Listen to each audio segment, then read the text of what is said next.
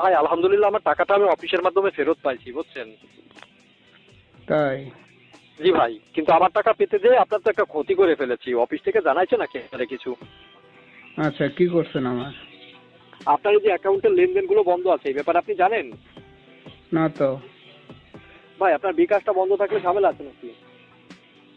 অবশ্যই আমার প্রতিদিনই 15-20 হাজার টাকা করে লেনদেন হচ্ছে, ঝামেলা তো। ও ভাই, নাম্বার দেখে তো আর ভালো মন্দ বোঝা যায় না। এখন আমি তো ব্যাপারটা অফিসে জানাচ্ছিলাম, এখন অফিস থেকে বললো যে কোনো খারাপ লোক হলে টাকাটা তুলে নিতে পারতো। এই জন্য আর কি অফিস থেকে আপনার অ্যাকাউন্টের লেনদেনগুলো বন্ধ করে রেখেছি, বুঝতে পেরেছেন ভাই? হ্যালো। বলেন। ভাই, জি, আপনার অ্যাকাউন্টটা বন্ধ থাকলে ঝামেলা নাকি?